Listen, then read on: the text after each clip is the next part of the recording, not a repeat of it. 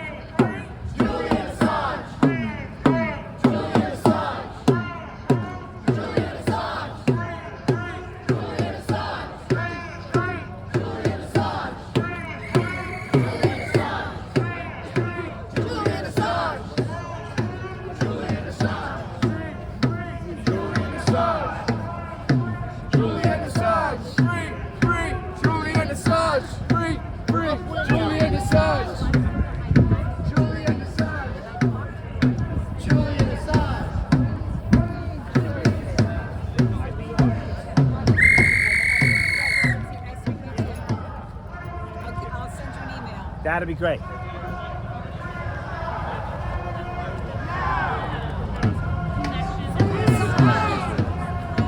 How many people you think there are? Free Assange! Now! Free Assange! Now!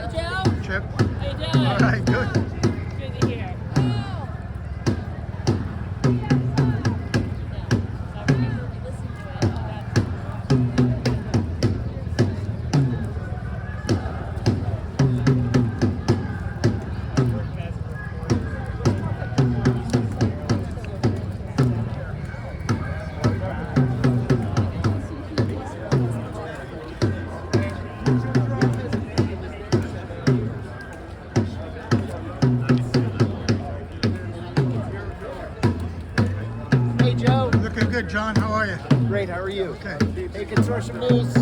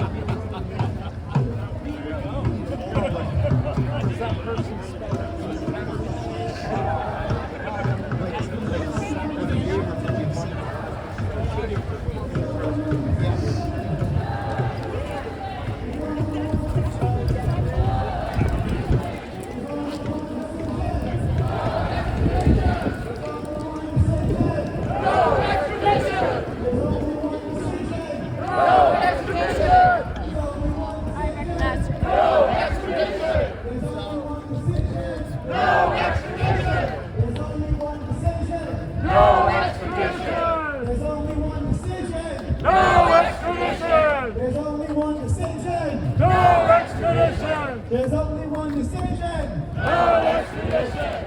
Free, free, Julian Assange. Free, free, Julian Assange. Free, free, Julian Assange. Free, free, Julian Assange.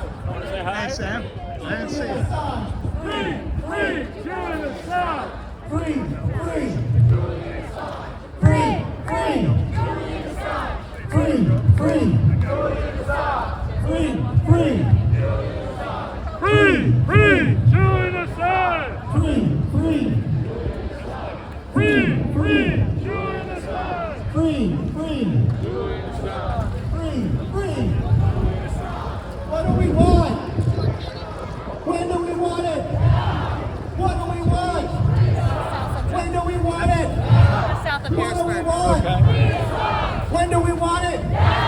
What do we need? When do we need them? What do we need? When do we need them? What do we need? Free Assange! When do we need them? Now! What do we need? Free Assange! When do we need them? Now! What do we need? Free Assange! When do we need them? Now! What do we need? Free Assange! When do we need them? Now! What do we need? Free Assange! When do we need them? Now! What does the planet need? When do we need them? What does the planet need? When do we need them? What do we need? When do we need them? What do we need? When do we need them? What do we need? When do we need them? What do we want? What do we want? I tricked you there. What do we want? When do we want it? What do we want? When do we want it? What do we want? When do we want it? What do we want? What do we want? What do we want? What do we want? I want to hear it. What do we want? What do we want? They need to hear you inside. What do we want? When do we need it? What do we want? When do we need it? All right, that's it. Mister, you got to take over. Everybody give it up for Ian Schlackman, my good friend. And I don't know where the other guy went that had a megaphone. I didn't catch her name, but she kicked ass too, so thank you wherever you went. Comrade who? Ellie, Comrade Ellie from PPA. Thank you, my friend. That was amazing. Ian and Ellie led us around the block with Reverend Annie Chambers leading the charge. So thank you guys for doing that. That was amazing. Do I need this?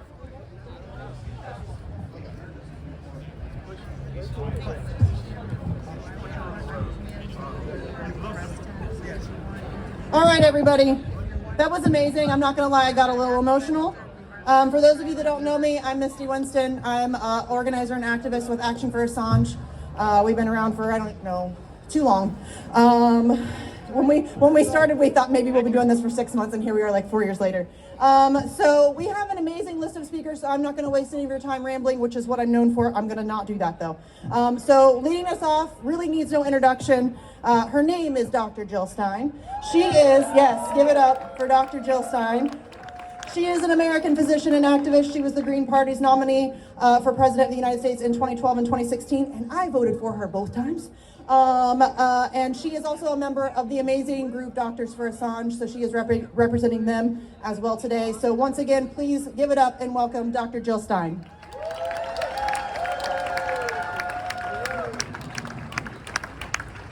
Thank you so much for everything you do.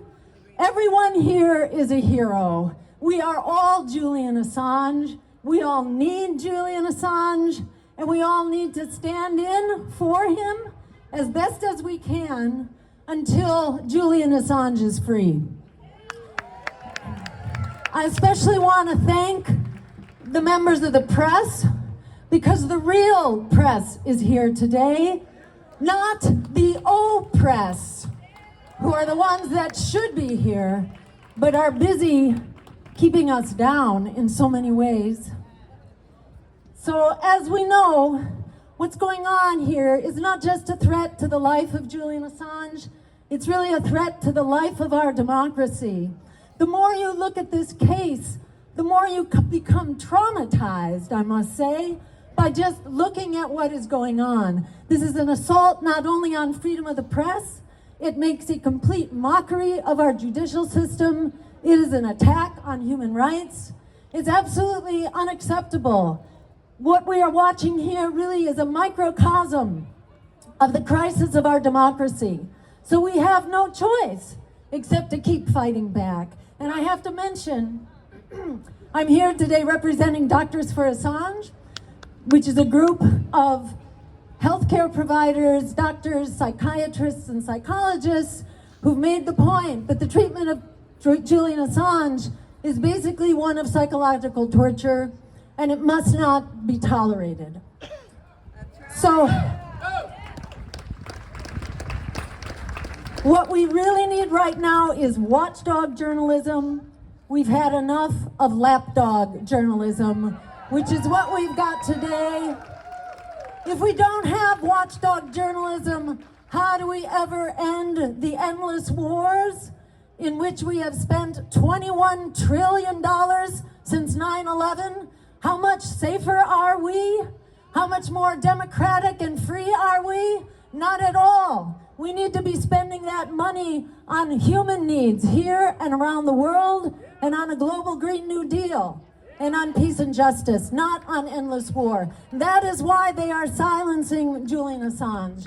We need the money that's going into endless war to solve our climate crisis, which is becoming more catastrophic by the day, with a third of Pakistan underwater, with the ice sheets in the Antarctic said to lose a major ice sheet, the so-called Doomsday Thwaites Glacier in the Antarctic, which is threatening with 2 feet of sea level rise, which may begin to accelerate any moment now. We can be fixing this crisis, but we cannot fix this crisis while we have a press that's basically in bed with the banks and the billionaires and the fossil fuel giants and the war profiteers. So this is about seizing the power that we have, and I just want to remind people, we do have the power. We do have the power. As Alice Walker said, the biggest way people give up power is by not knowing we have it to start with. A poll was just done by Gallup, and they found that overwhelmingly the major concern of people in this country is for jobs. It's for an end to inflation. It's for being able to afford the cost of living. It's for health care as a human right. These are the things that people want. The number of people who thought that the business with Russia is the leading issue amounted to a measly 1%. Yet that is what we hear the lapdog media screaming about all the time. So don't take that propaganda at face value. Have the courage of our convictions. Let's keep fighting. We are going to free Julian Assange and protect our democracy for all of us. Thank you all so much for being here.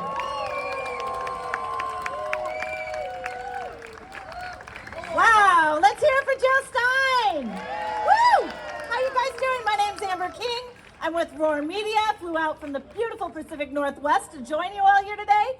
And I would like to introduce our next speaker. Please give it up for Chip Gibbons. He is the Policy Director of Defending Rights and Dissent, where he advises lawmakers on the Espionage Act and the First Amendment implications of pending legislation. As a journalist, Chip has analyzed U.S. prosecutions of our truth tellers, highlighting the violations against the First Amendment and human rights. Please give it up for Chip.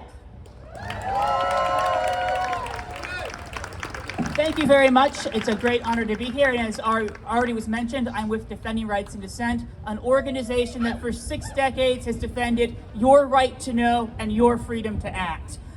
It is so great to see so many of you here today. This is an extremely heartening crowd. It is inspiring, but I want to take a minute at the beginning to remind us of some of the people who could not be here today, like Edward Snowden, who is in exile because he exposed how our government lied on or spied on us in violation of their own laws and lied about it. Like Daniel Hale, who right now is in a communications management unit for exposing the realities of drone warfare. Communication management units are draconian prisons reserved for terrorists. The drone program is terrorism, not whistleblowing. And of course, the reason we're all here today, Julian Assange, who is right now in Belmarsh, one of the most draconian prisons in the world. Once again, generally reserved for terrorism. Very interesting. The person who exposed the terrorism is the one there.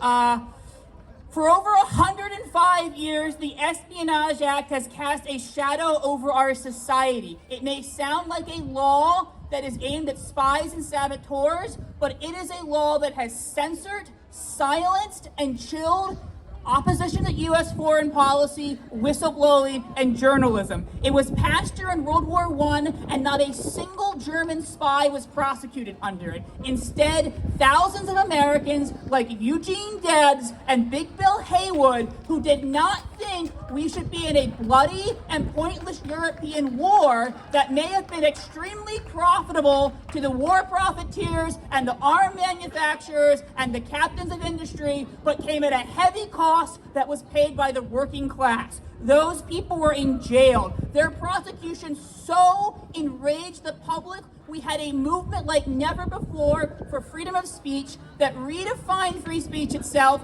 and turned the First Amendment from more than just words on a piece of paper. Unfortunately, in spite of those fantastic victories, 100 years later, we still have unfinished business with the Espionage Act. And I also want to be clear that there is clearly a through line between putting Eugene Debs in jail for saying, and this was the quote that landed him in jail, "If war be right, let the people decide," and persecuting Julian Assange, a journalist who believes that if wars can be started on lies, then peace can be brought by truth. Starting with Daniel Ellsberg, the Espionage Act took on a new purpose: silencing and prosecuting whistleblowers. And the national security state, from as soon as the Pentagon Papers were published, began salivating at the idea of putting away journalists under the Espionage Act. But for decades, that was considered a bridge too far, even by CIA directors and other people who were all willing to use it against whistleblowers. That is until Julian Assange became the first person ever indicted under the Espionage Act for the publishing of truthful information. And we want to make sure he's the last person indicted for publishing truthful information, and that he never stands trial in this country, because if they bring Julian here, it will not just be Assange on trial in the Eastern District, it will be our First Amendment in the docket as well. So we have to make sure the U.S. government never gets its hands on Julian, and that we amend the Espionage Act so that it can no longer be used to incarcerate, jail, and intimidate those of us who oppose the policies of war and empire. Thank you very much.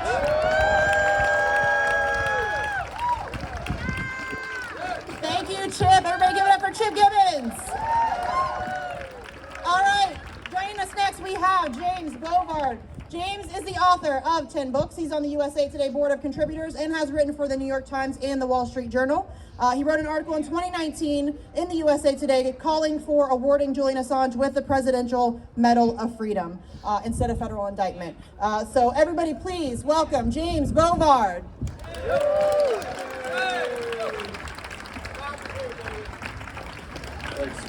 Hey, I want to start by thanking Misty Winston for doing a great job of organizing this protest. She is really, really good. So, there's an old saying that if government makes exposing a crime, then you're being ruled by criminals. Except for Joe Biden. And except for Merrick Garland here. Maybe except for Christopher Wray, but I'm not sure. So I was trying to make sure I got those caveats added to my dossier. Yep. So did everybody here get the official informant bingo game bingo card? So we keep track of the informants? No. Okay. I'll draw the curtain on that. 4 years ago, I did a piece for USA Today that said that instead of an indictment, Julian Assange should get a Presidential Medal of Freedom. Now, I don't trust presidents, and I don't trust presidents that give medals of freedom to people like Robert McNamara, but I'll make an exception in Julian's case. Julian said, if wars can be started by lies, they can be stopped by truth. He's facing 17 counts of the Espionage Act for exposing war crimes that were committed by U.S. forces in Afghanistan and Iraq. The Christian Science Monitor said that the reaction of Congress was to Julian Assange's message was to shoot the messenger. But the Taliban did not buy into the cover-up. And as we saw last year, the American troops were unpopular in Afghanistan, the puppet government collapsed. And Congress had no reason not to know. Julian Assange and WikiLeaks showed them 12 years ago that the war was not going to be won, but they kept going. So 3 years ago, back when Britain arrested Julian Assange for the U.S. government, Senator Joe Manchin said, Julian Assange is our property, and now we can get the facts and truth from him. Unfortunately, Manchin has no recommendations on how we can get the facts and the truth from the federal government right now. Okay, so Biden has ramped up U.S. bombings in Somalia. Who exactly are we killing and why? It's a secret.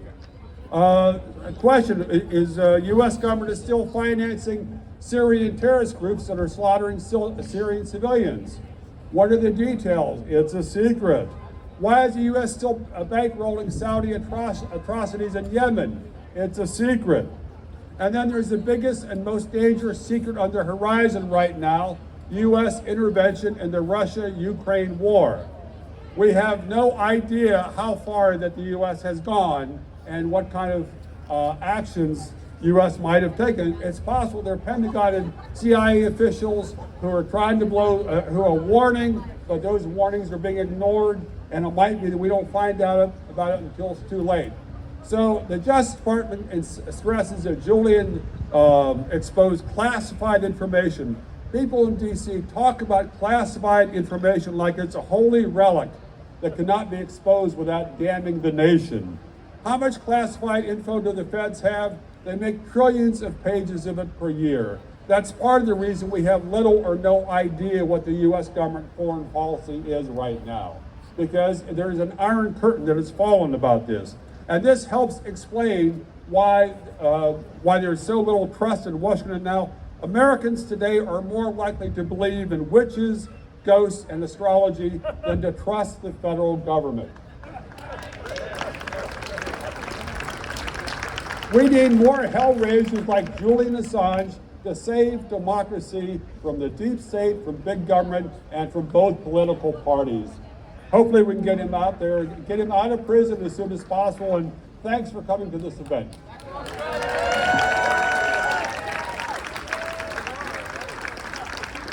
Thank you, Mr. Bovard. All right. Next, we know him as a political analyst and a progressive radio talk show host. Garland Nixon has served on the board of the ACLU National Board and appeared on multiple TV and radio programs, and my favorite one to watch on Rockfin. Please welcome Garland Nixon. Hello, hello. And a special hello to my favorite person who's here, Medea Benjamin. Love Medea Benjamin. Yay, let's hear it for Medea. So, you know, I didn't really have a plan, but on the way over here, a friend of mine, I was talking to a friend of mine on the phone, and I was getting, you know, why are you doing that? You know, the empire's too powerful, you're not going to get anywhere, blah, blah, blah. And I thought about this very short story. It's a good story. I made it up. So there's a guy at the dock. He's standing on the dock, and he's pushing against this aircraft carrier. And somebody walks up to him, and they're like, what are you doing that for? You're wasting your time. You will never move that aircraft carrier. And he says, well, it's a hobby. It's just what I do. I'm a pusher of aircraft carriers. I do it because I enjoy doing it. Whether it moves or not, I'm going to keep doing it. Here's my point, because a special hello also to the people, those who are in the national security, enforcement agencies who are here. You know who you are. I just want to say hi and thanks for helping build up the crowd a little bit. But my point is this. When it comes to this, don't get frustrated. That's what we have to be when it comes to activism. I wanted to be the person to say to everyone, you don't know if it's going to work, if it's not going to work. Don't be the angry activist. Enjoy your activism. Do it because it's who you are and it's what you do. As a black person, I always think back like to W.E.B. Du Bois, to people in 1900 and 1910 who had no chance that in their lifetime they would achieve what they wanted. But they did it because it was who they are. So to those in the national security state who are here trying to figure a way that they can turn down the volume on this thing, it's not going to happen. We're going to continue to do this. We're going to stand for Julian Assange because it's who we are, it's what we do, and we're not going to stop, and we're going to enjoy the fight. Thank you.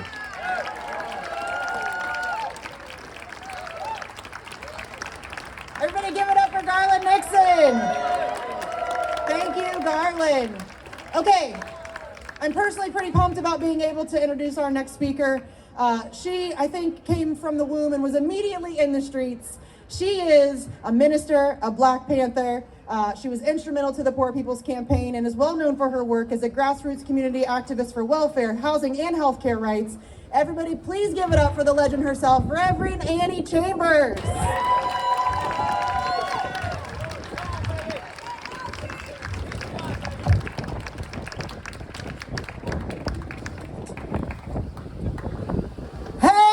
Everybody, hello.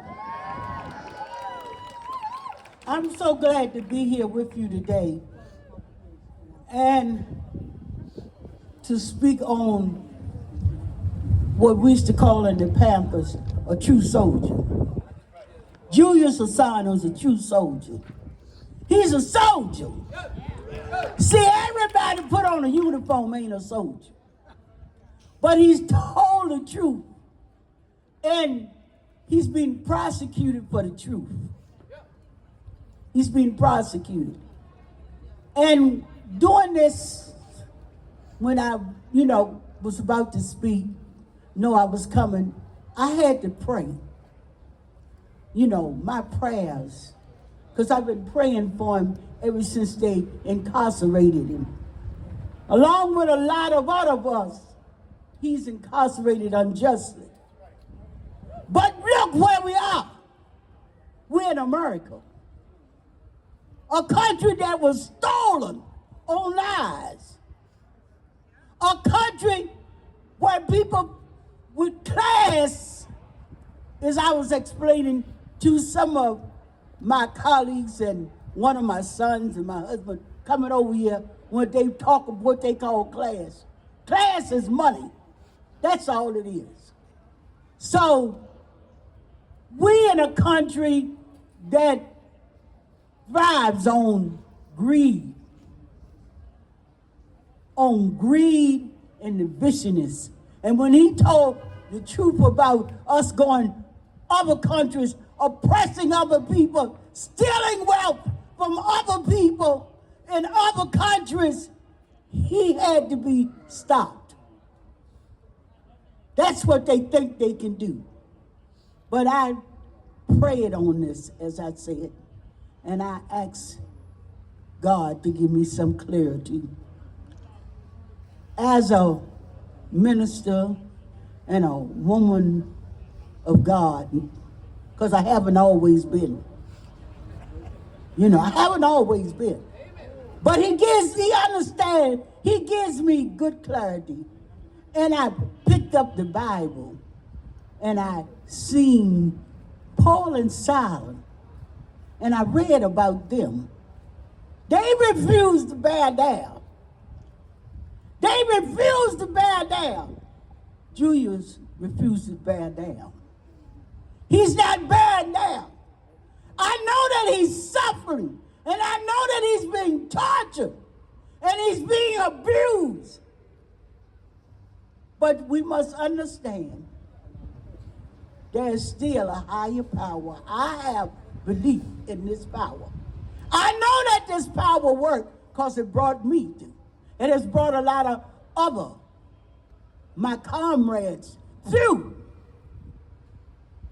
And we have to understand that while we have to fight this battle, and I say it all the time, whenever I speak into my family, I may not see it in my lifetime.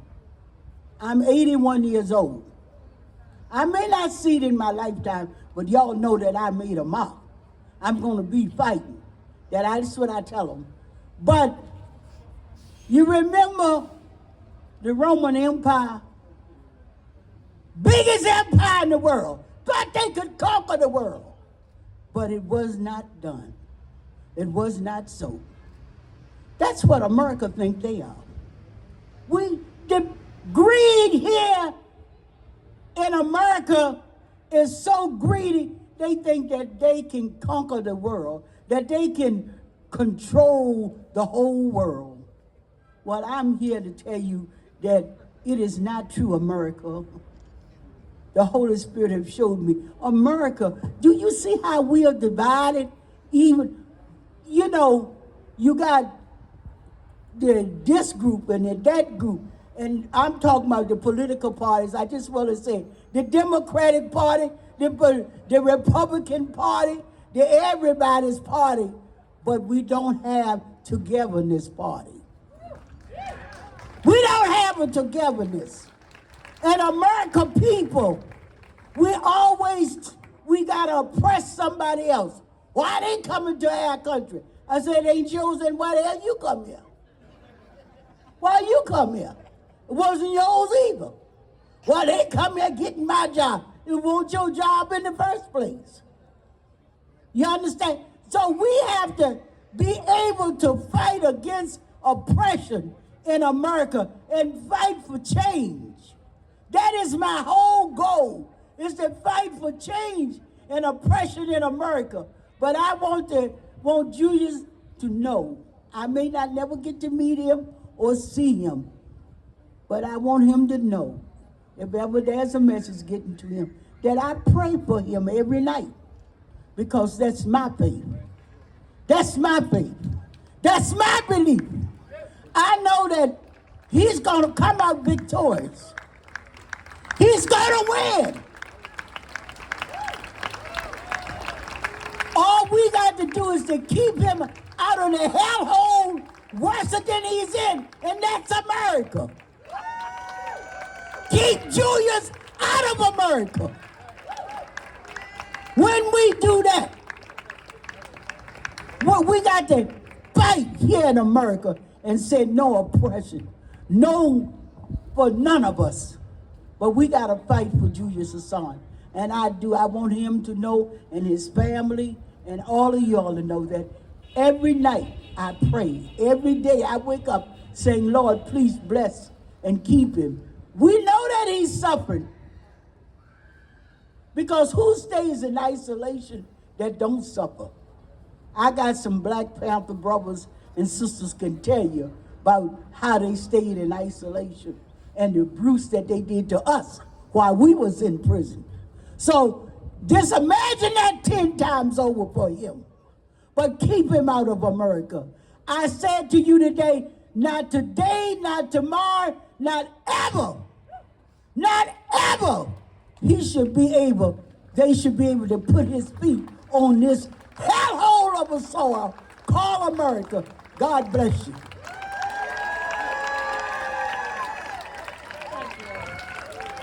Thank you so much, Reverend Annie. That was amazing. We are so with you. Next, I'd like to introduce Spike Cohen, Libertarian candidate for VP in 2020. He has been outspoken voice for freeing Julian Assange and defending independent journalism. Spike, please make your way. Oh, hello. Thank you. Thank you all for being here. I'd also like to give a quick shout out to the corporate media who didn't send a single outlet to cover the fact that there are hundreds of people from across the country of every walk of life across the entire political spectrum, all here calling for the same thing, to free Julian Assange. And it would make sense that they're not here, because if it was up to them, we wouldn't have known about the human rights abuses and outright murder of civilians that happened in Iraq and in Afghanistan. We wouldn't have known about the torture of detainees who've never seen trial in Guantanamo Bay. We wouldn't have known about Hillary Clinton and the DNC rigging the 2016 primary to make sure she won. We wouldn't have known about all of the things that we only know because Julian Assange and WikiLeaks released it to us. So it makes perfect sense that the corporate media and the government are in lockstep with each other to make sure that this man is being tried for espionage. Let's be clear, what Julian Assange did is called, and hear me out, journalism. What he did was what all of the people who aren't bothered to be here right now should be doing. Receiving information and giving it to the public. Not putting a corporate spin on it, not editorializing it to death, not censoring it because they don't think it fits their narrative, but giving it to you so you can decide for yourself. Julian Assange and WikiLeaks and all of the free independent media that are here, they are the only thing separating you from having absolutely no idea what this government and what this corporate media is doing. They're the only thing that are separating it. Now, the one thing that we keep being told is, well, maybe it was journalism, but if you think about it, the information that Julian released was a threat and was helping these foreign dictatorships, our enemies, these dictatorships. Well, let's take a look at what these dictatorships are doing.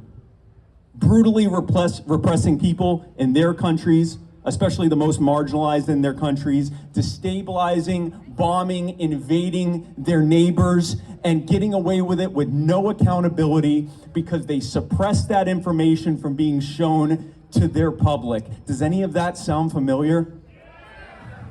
It sounds like exactly what's happening here. The fact is, Julian wasn't trying to help dictatorships. He was trying to stop the United States from becoming one. And that's why they want him in jail. And that is why it is crucial that we continue to fight to set Julian free. As our numbers grow, as our voices grow louder, we will continue to fight to free Julian Assange until it happens. And if these monsters won't do it, then we'll vote to replace them with people who will. What do we want? When do we want it? You're damn right. Everybody give it up for Spike Cohen! Okay, so really quickly, and I'm gonna do this without crying, I wanna give just a really quick shout out. Earlier this summer, we lost one of our Assange warriors, Eric Levy. He was 94 years young, an amazing activist. I have him here on my button, he's here with us today. So I just wanted to give him a shout out. He was the best of us. So just wanted to bring that up really quick, and I did it without crying. Okay, coming up next, we have one of my favorite independent journalists, Dan Cohen. He's a journalist with Mint Press News and a filmmaker. And his latest film is Another Vision, which is a film about the inside of Haiti's uprising. So everybody please give it up for Dan Cohen.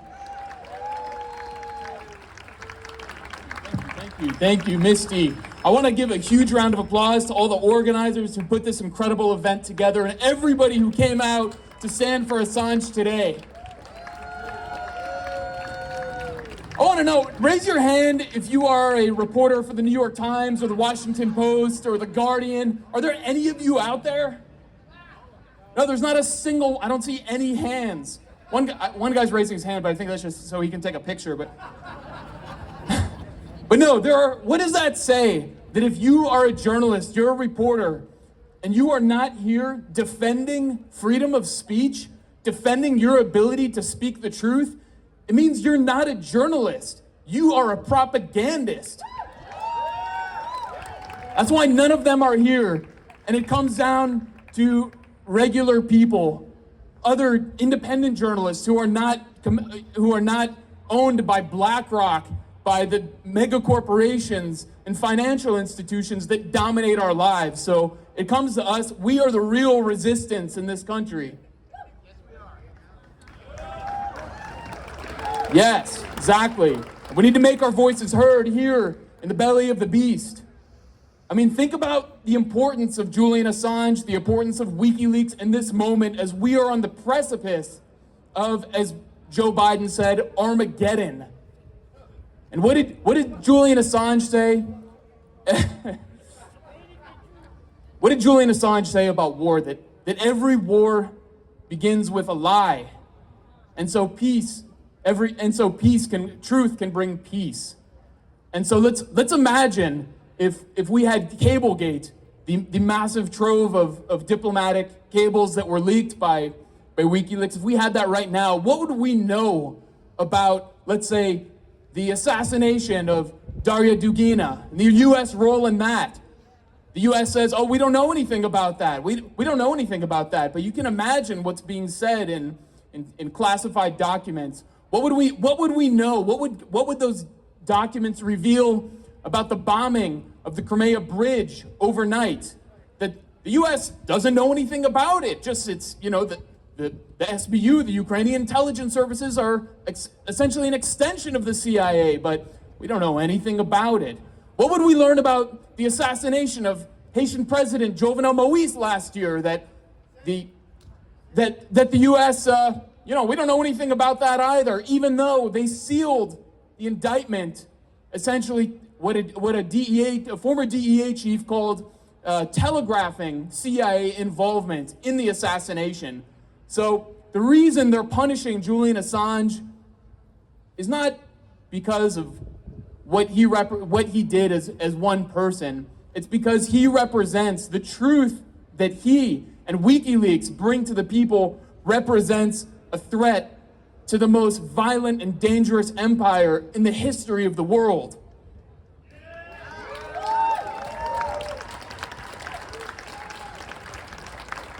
And I'm inspired to see so many people here today who have come from all around the country to make their voices heard, to refuse to submit, and to fight back. So thank you everyone for coming out.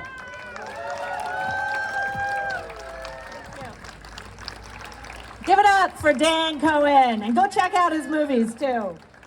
Next, I'm going to introduce Bettany Dupont. Please make your way to the podium. She is the author and director of Haiti Liberté, the largest Haitian weekly that is published. We are very welcome to have you.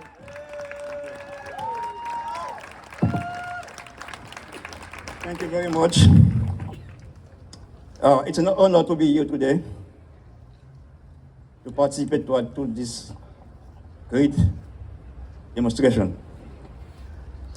Haiti need Assange.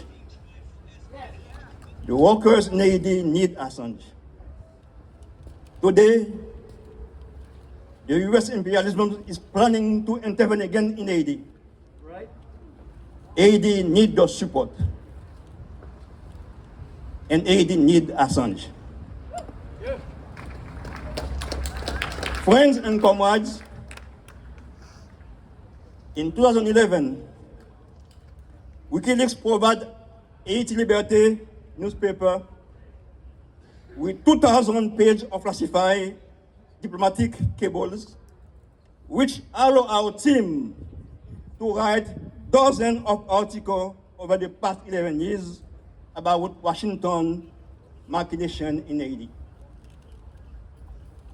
We have published articles about the US try to sabotage Venezuela's project to provide cheap gas and loan account to Haiti known as Petrocaribbean Fund. How it fought effort to raise Haiti minimum wage from $1.75 per day to $5 per day. How it unilaterally deployed US troops into Haiti after January 2000 earthquake. How it integrated Mexican soldiers into Haiti police force.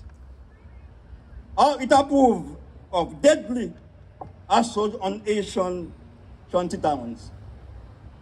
And how it fought tooth and nail for 7 years to stop President Aristide return to Haiti after he was exiled in 2004.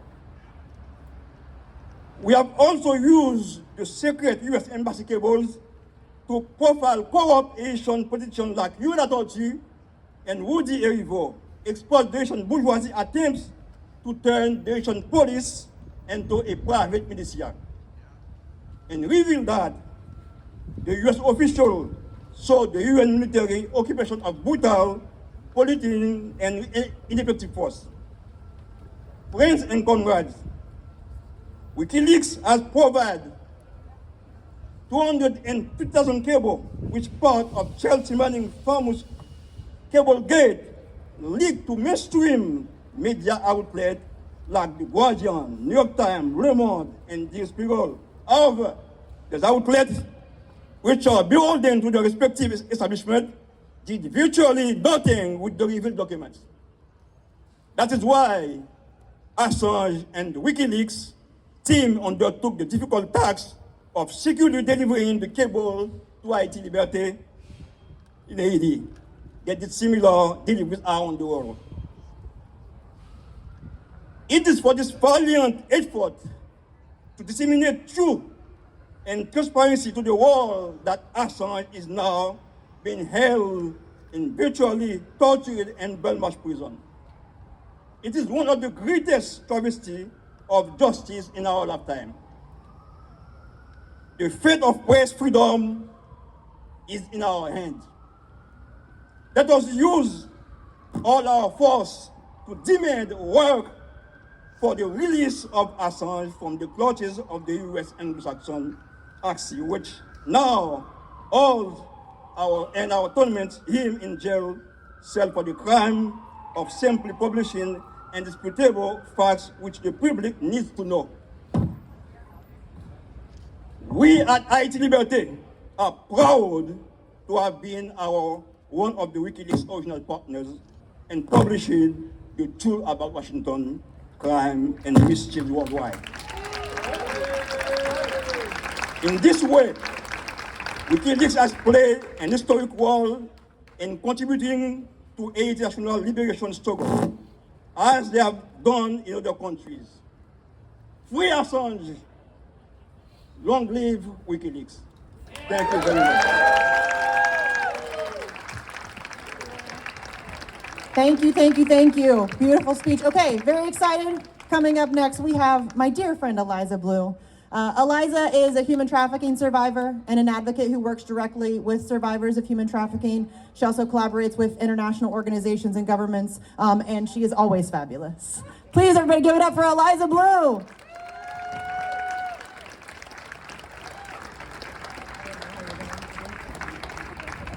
Hi, everyone. My name is Eliza. I'm a survivor advocate for those affected by human trafficking. First and foremost, thank you so much to everybody that's made this beautiful event possible. Thank you. Thank you to everyone that has attended today. No thank you to the corporate press because they're not here. You're probably thinking to yourself, what on earth is a female survivor of human trafficking doing here and not over at the Women's March? See, that would, I guess to a logical mind, that would seem like it would make more sense. But the truth is, without a free press, we will have no one to cover women's issues. We will have no one to cover survivors' issues. That's why I'm here today. That's why I'm here today to advocate for the freedom of Julian Assange. See, when I made the decision to advocate for others' freedom, I didn't want to stop with survivors of human trafficking, or even just my own freedom. I want to advocate for all those who need to be free. Julian Assange is one of those people. But if we don't advocate for Julian Assange now, it will inevitably affect all of our freedom, especially press freedom. When it comes to survivors of human trafficking, we need an opportunity to speak out to a free press. We need whistleblower protection, and we definitely need free speech. We just do. Survivors need it. That's why I'm here today. Yeah. I couldn't look my fellow survivors in the face, the survivors that are gonna walk after me. I couldn't look them in the face and say I did everything that I could do to serve them and know that I did not advocate for Julian Assange when it mattered. This is the beginning, but I'm telling you, it's coming for all of us. It's coming for all of us. We have to fight for our freedom. We have to fight for our right to speak freely. Thank God I'm an American. Oh, woo! It's all we got left. It's all we got left. Are you ready to fight for it? I am. I have a message for the ruling class, the global elites, the CIA, the FBI. Be a hero, quit your job, become a whistleblower. Yeah. But if you do not, I'm hyped today. If you do not, you can tell I get hyped when I walk around. If you do not, if it's a choice between free speech and the United States government, trust and know. One's gotta go. If one has to go, it ain't gonna be free speech. I can bet you on that. I can bet you on that one. Yeah. We aren't gonna lose our free speech. God.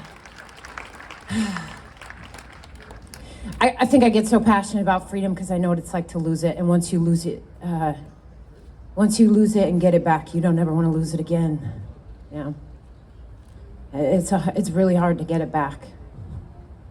I was thinking yesterday, and I wasn't going to add this in originally, but I know there's a lot of folks here that have been fighting this fight for a very long time. There are a lot of people that have been fighting for Assange for a very long time. Anyone that's been keeping up with what's been going on, there's been things going on, worldwide today, which have been really incredible to watch. And I had a message for you. As a survivor advocate, the days get long. You grow weary, you get tired, you get worn out. It's stressful. It's like you feel like no one's listening. You feel like there's nothing you can do. You keep going, you keep going, you keep going. Every day you wake up, you're like, what the hell? I gotta keep fighting for this. I see the Assange people is the same way. Thank you. And then on top of all of it, you'll have like Karen 973065 on Twitter tell you, oh, Julian Assange wasn't, he was not a journalist. Yeah, right. Keep going. Please keep going. Because not only are you fighting for Assange, you're fighting for yourself, you're fighting for me, and you're fighting for survivors of human trafficking, some of our world's most vulnerable who need to have a free press and free speech. Thank you so much for letting me come today. Thank you so much for letting me speak. And thank you all for being here so much. Thank you. Wow, thank you. Let's give it up for Eliza Blue, everybody. All right, next up we have Dave DeCamp. He is a news editor of antiwar.com and a freelance journalist based in Brooklyn, New York, focusing on U.S. foreign policy and war. Please welcome Dave DeCamp.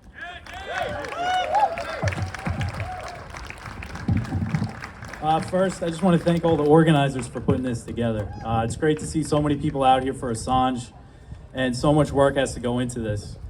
And so, when I'm talking to you today, we appear to be on the brink of nuclear war. And I don't like to be an alarmist, but as Dan Cohen mentioned, the President of the United States did just say that the other day. We're facing nuclear Armageddon, the highest chance since the Cuban Missile Crisis. We have to ask ourselves, how did we get here? How did we get to this point and forget the lessons of the Cold War? Well, a few things happened, including giving up on the peace dividend after the collapse of the Soviet Union, using the unipolar moment to pick on and destroy smaller countries, responding to 9/11 by killing millions of people that had nothing to do with it. They made an enemy out of Russia when there was absolutely no reason to do so. And that's not me, that's George Kennan who said that. Now we're seeing a similar situation unfold with China, making war over Taiwan more likely. Instead of dismantling their nuclear weapons, they tore up arms control treaties and created a plan to spend $1.5 trillion to modernize the nuclear triad. And they have to justify that somehow. So how could we let this happen? And the reason why is because we don't have more people like Julian Assange.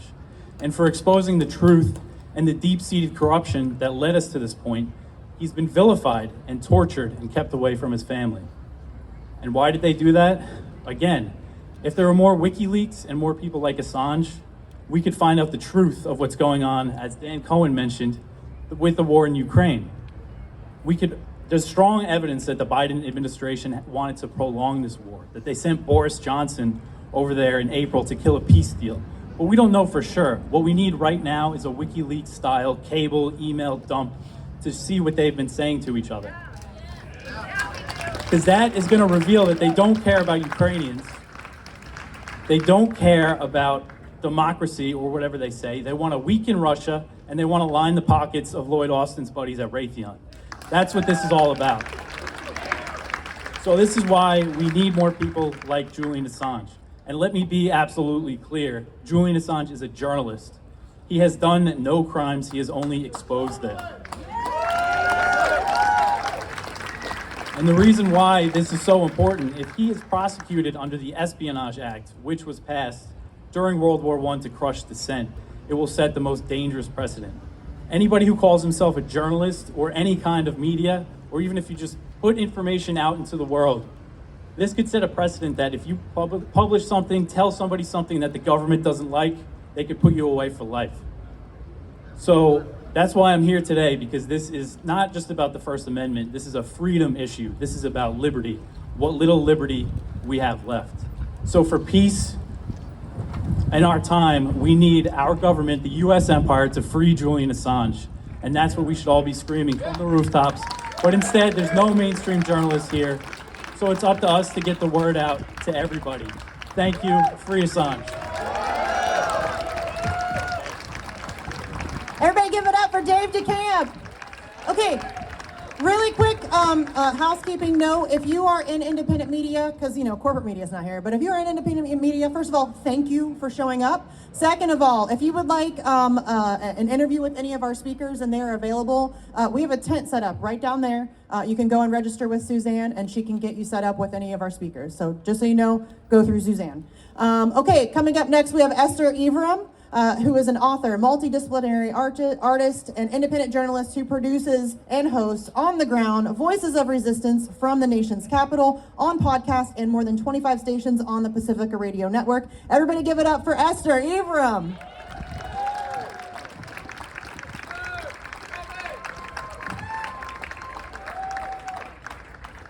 Ibraham, this thing. It's so good to be here today to stand up for a journalist and to stand up for Julian Assange. And I say that because so many people in corporate media will say Julian Assange is not a journalist. And I say back to them, you're not a journalist. And so I want the Clintons, the Obamas, the Bushes, and Mike Pompeo to know that you may try to silence Julian Assange, but the thing about facts is that facts don't die. They don't die. They don't change. They don't become unfacts. They don't become untrue. Facts never become false. So like even in the current psyop about Ukraine, you may try to sell lies. You may try to erase the history of Stepan Bandera. You may try to take Victoria Nuland's video off of YouTube. And I hope people have downloaded that, by the way. I'm keeping it safe. And you may try to erase the history of garment workers in Haiti who were denied a minimum wage under Hillary Clinton when she was over at the State Department. But the thing is that the fact that that happened, it doesn't die. And the other thing is that facts come back to bite. So those same garment workers in Haiti are still fighting. And they're joining with other Haitians who insist on not being enslaved under the imperialist order. They insist on having energy that they were receiving from Venezuela. They insist on all these things, and they insist on not being erased from history.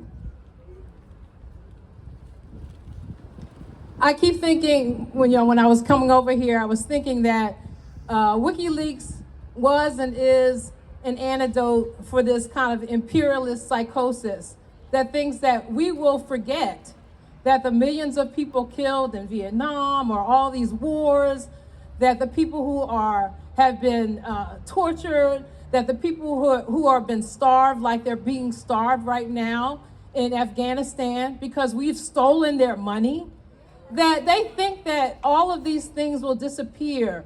And I think it's a type of psychosis. And WikiLeaks was and is an antidote for that.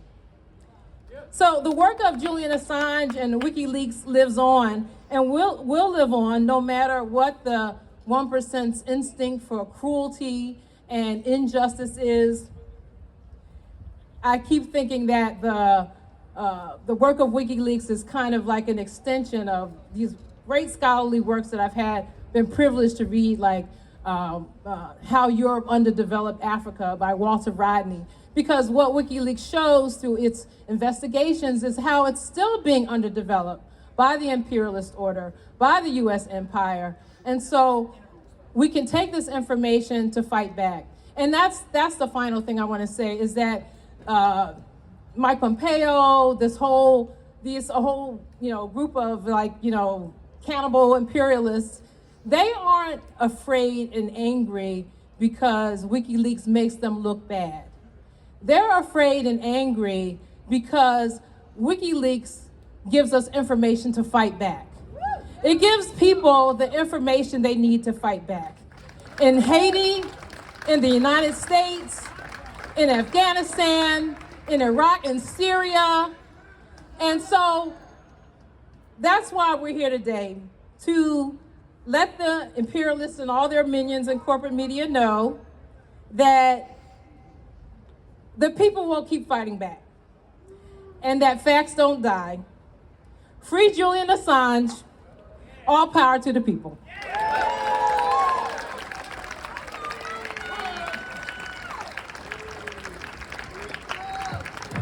Free Assange, everybody. Thank you so much. Let's give it up for Esther Ibraham. Woo, Ibraham. I knew that. All right. Well, next, I am very, very excited to have a wonderful musical treat with our friend Lucy and Chakana. And you have some friends with you? They're still working. That figures. Everybody's got to pay the rent. Okay. Well, without further ado, I'm going to turn it over to you because I hear you have some fun for us.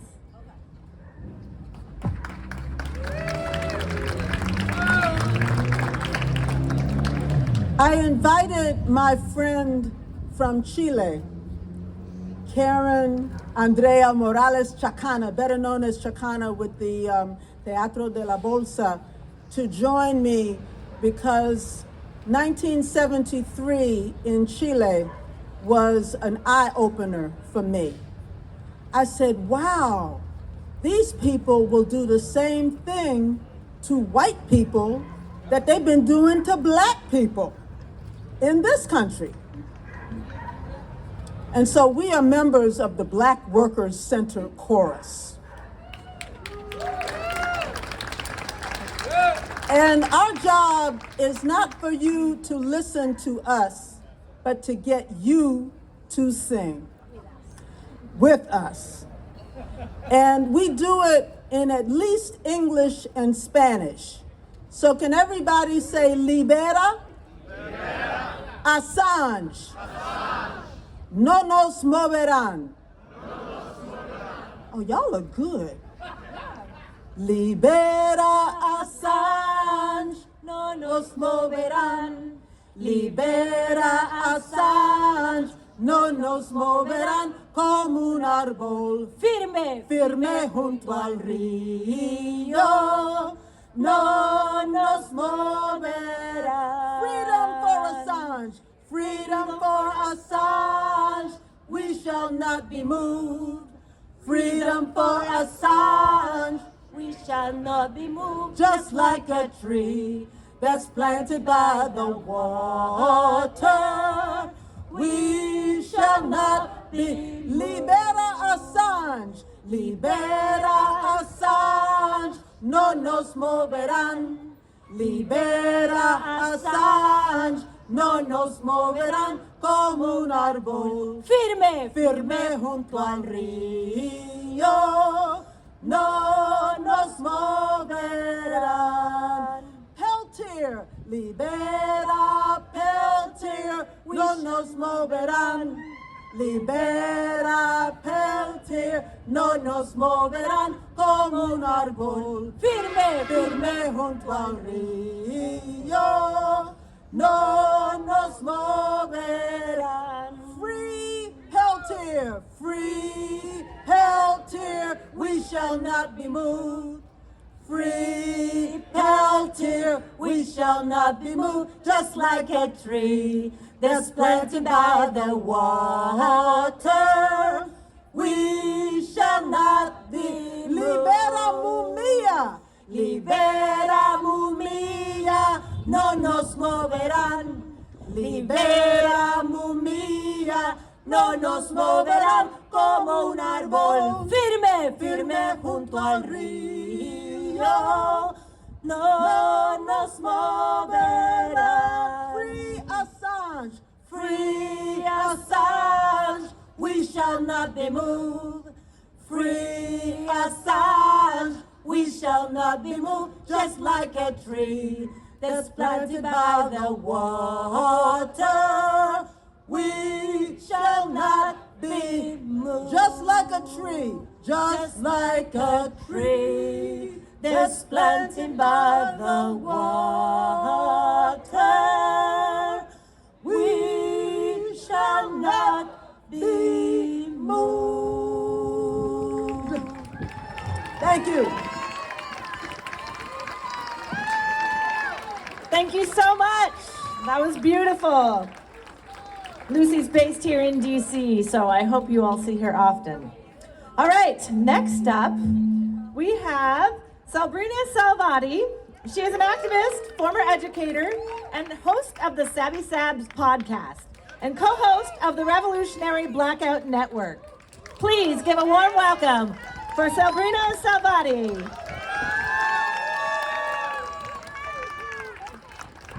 Oh dear.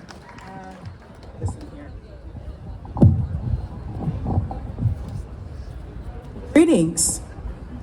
I'm a little short here, but here we go. First and foremost, big shout out to Misty for putting this together. All the Assange activists as well. It's not every day I get to be in DC, but so excited to see all you guys. When I studied journalism in undergrad, my professors told me that journalism was about reporting the facts. What they did not tell me was that there are certain agencies that do not want some facts or truths reported. Sometimes that decision lies in the hands of an editor, a publisher, a platform, or the United States government. Julian Assange is currently imprisoned for reporting the facts, for revealing harsh truths about US war crimes. He's being tortured for doing his job. Some government officials, like John Bolton,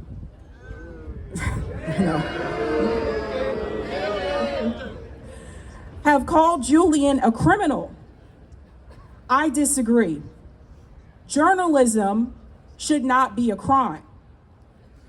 But I would ask John Bolton, where is that same outrage for the real criminals?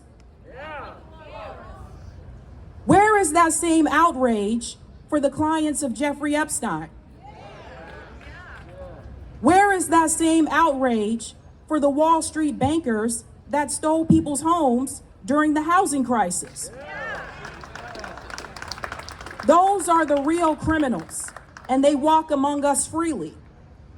Independent journalists like Julian are critical and necessary because media outlets such as CNN, Fox News, and MSNBC spread lies every day to the American people. They regurgitate the same narrative from the State Department, the narrative that the US government has decided is acceptable. If commentators like Anderson Cooper told the truth, the real truth, would he still be employed at CNN? Make sure I got a page. If you're wondering why you should care about what's happening to Julian, if you value free speech or free press, then you should be very concerned about his ordeal. Over the past year, I've watched independent journalists and commentators struggle with censorship on various platforms. I've seen them have their work deleted, sometimes work that was published years ago. I've seen journalists demonetized and deplatformed, some of whom I know personally, and I know they do good work. I've seen Wikipedia pages smearing anti-war voices. And speaking of war, if you discuss Russia and Ukraine differently, than mainstream media, you will also be censored or deplatformed. The same goes for Israel and Palestine, Syria and Yemen.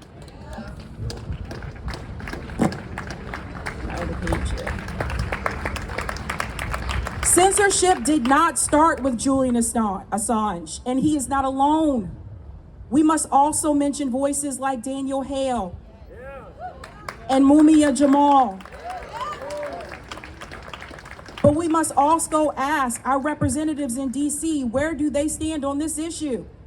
In particular, the progressive members in Congress, with the exception of Ilhan Omar.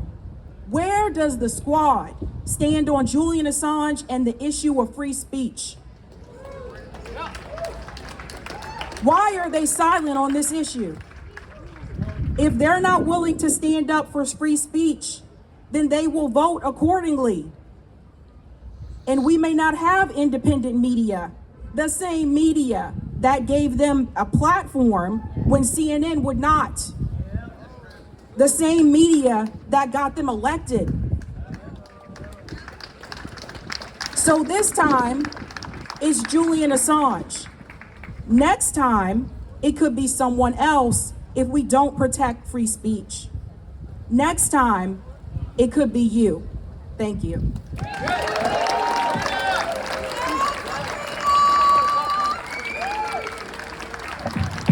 Thank you, Sabrina. Give it up for Sabi Sabs.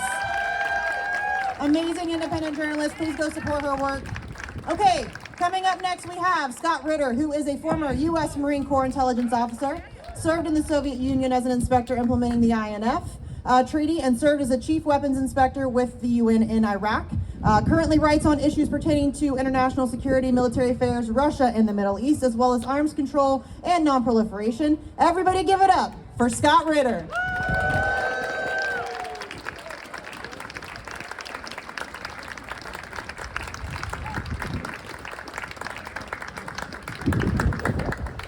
Thank you very much. It's an honor and privilege to be out here today to speak with you.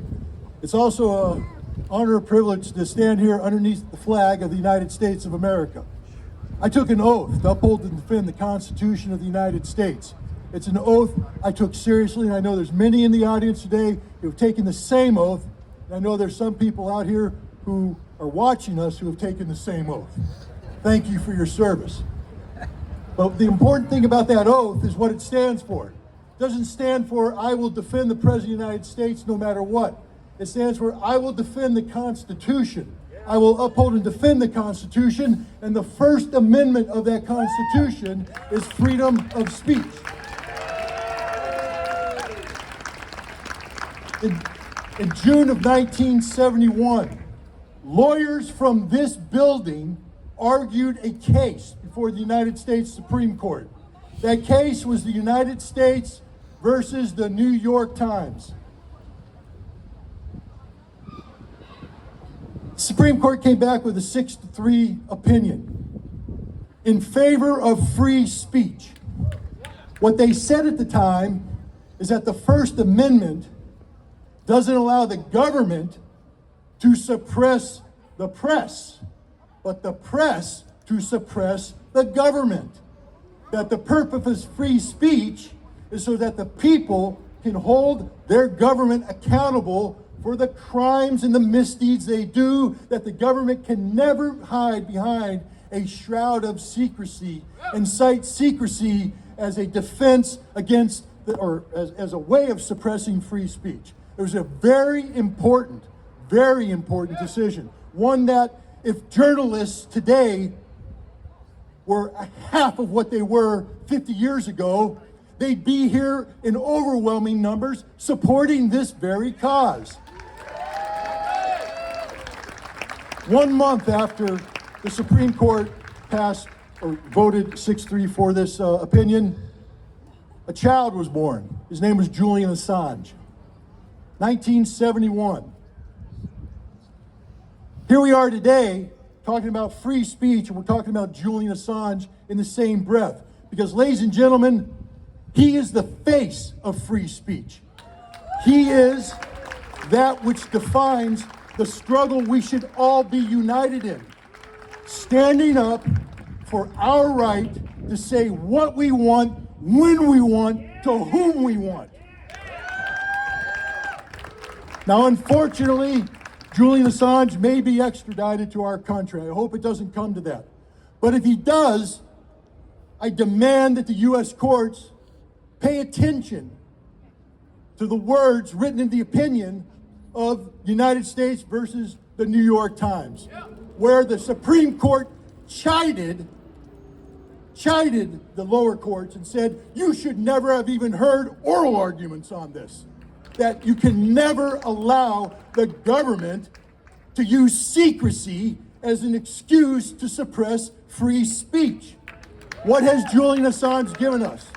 Julian Assange has done nothing more than that which we demand of everybody who claims to be a journalist.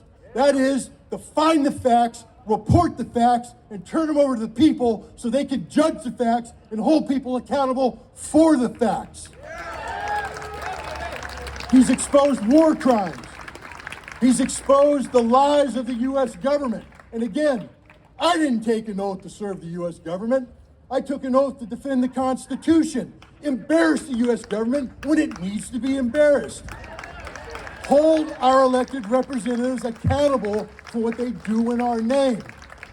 It's a shame, but I'm proud of it, that a foreigner has to serve as a better example of defending American values than many American journalists. Now we gather here under this flag. This flag is supposed to stand for something. I wore this flag proudly on my shoulder when I served in the Marine Corps. But this flag stands for the defense of truth. And I'm telling you right now, Department of Justice, if you dare hold Julian accountable for a violation of the law that did not occur, then take this flag down and hoist the Jolly Roger, because piracy of American democracy has taken place. Thank you very much. Give it up for Scott Ritter, everybody. Thank you so much. All right, well, our next speaker needs no introduction. She is the most colorful person at every protest. She has been the strongest anti-war advocate that I have known in my lifetime, and the only reason that I'm here today is because my father was able to make it home from Vietnam. So please give it up for Medea Benjamin.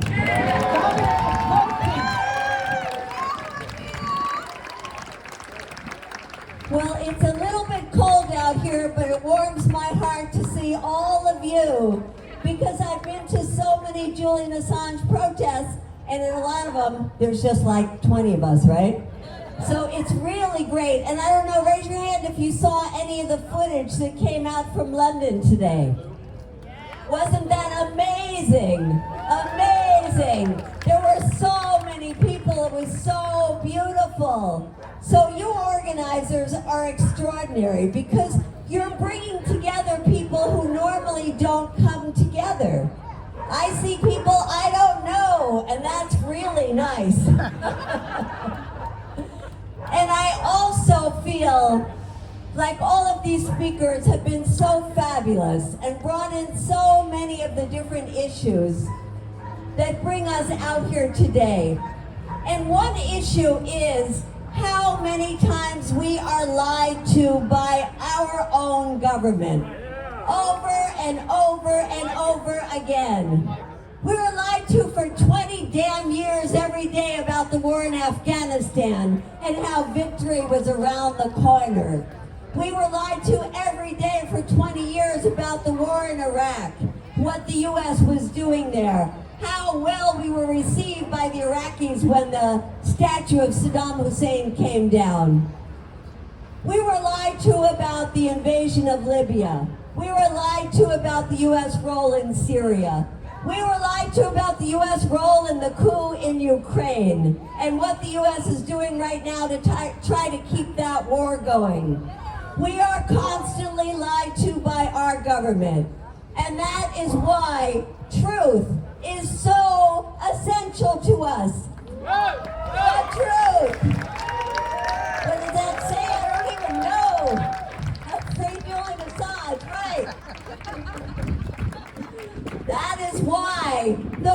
of WikiLeaks and Julian Assange was so critical when we were trying to learn what the hell it was that our government was doing.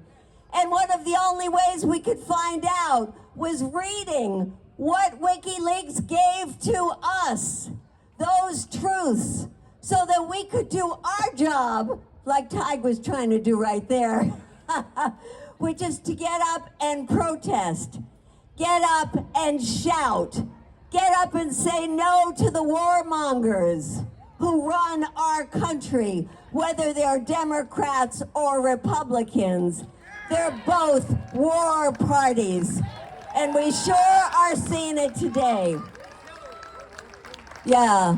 So I just want to say thank you to the organizers, thank you for everyone here, and thank you to Julian Assange, and that we will keep working and keep fighting and keep building until Julian Assange is here with us as a free man. Thank you.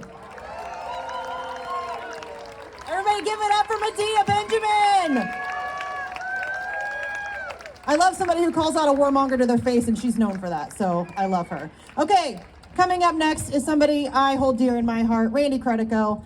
Randy is a comedian, a radio host. He's the former director of the William Moses Kunstler Fund for Racial Justice. As an activist, he almost single-handedly saw the harsh Rockefeller drug laws dismantled and brought national attention to Tollia, Texas, the site of one of the worst miscarriages of justice in history. And thanks to his radio show, which just celebrated its 5-year anniversary in April, Live on the Fly, Assange Countdown to Freedom, the entire world has been given a comprehensive record on what is hailed as the political trial of the century. He's dedicated 175 shows in 6 years to Julian Assange. He's absolutely tireless. He's also there's a billboard truck right there. Randy has been in the streets of DC for the past 2 months, every single day with the billboard trucks. He is my friend. He is amazing. He is Randy Credico. Thank you. How about a big hand of applause for Misty and her crew for this wonderful gathering today. It really is nice. This is the biggest one. Chuck and I were here last August out in front, and there were only 3 people there. We said, August is a good time to do this, 3 days in a row. So we started the billboard truck August 8th. We've been doing it for 60 days. There are 2 of them out there now. Once in a while you can turn to the left and you will see these billboard trucks. And what I've learned, by the way, I am Randy and I'm an alcoholic. Oh, that's the wrong meeting. That's later on. 6 o'clock meeting, right. Over there, I'll be there. All right, Dupont Plaza. All right, we've been here for the last 2 months, and we're going to be going on for at least another month and a half, courtesy of Ben Cohen, who has just helped finance us going forward. And what I've learned, I was just talking to Chris Hedges, is that we've been on the streets, we've been talking to people for the last 2 months, is that this is going to be a very tough road to hoe going forward, because there's a lot of apathy and a lot of antipathy towards Julian Assange here in DC. So it's going to be difficult. We're up against a mammoth force out there. It is going to, we got to continue being out there every single day. This is so important. People got to know how important this is. We have to be unified. We have to act as one and inform other people.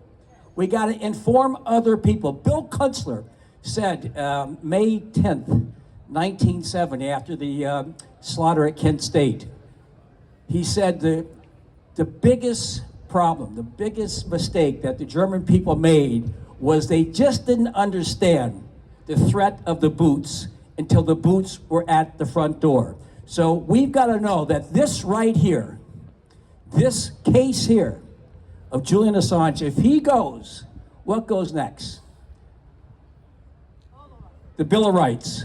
The Bill of Rights goes. What goes next? What's left of this democracy, this fragile ersatz democracy, it's gone after that. And then the boots will be at our door. So we have to act together. I don't care, as Bill Kunstler said back then, if you're a weatherman or with the ACLU, we must all act together, focus, and continue fighting, organizing, get on the streets, because this is the fight of our life. We can do it. We can do it. Has been done before. Toussaint Louverture did it. Garibaldi with 1,000 men conquered or liberated Sicily and then Naples. We can do this if we stay together, organize, and act as one. So there are a lot of speakers. There's another 85 speakers. So the final speaker is slated at 7:30 tomorrow night. So don't miss it. No, we got some great speakers left. I want to thank you once again, the local people came down from New York for all of the work. Let's just keep moving forward. Thank you. Let's give it up for Randy Credico, everybody. Woo! All right, it's getting crazy with the podium here. Okay, our next speaker needs also no introduction. He is the co-founder of your favorite ice cream, Ben & Jerry's. President of the People Power Initiatives, which helps run the National Assange Defense Campaign in partnership with the Courage Foundation. Everybody, let's give it a warm two-scoop welcome for Mr. Ben Cohen.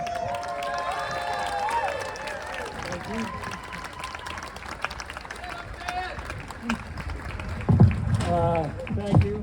There must be someone considering. Well, no. There is ice cream over there.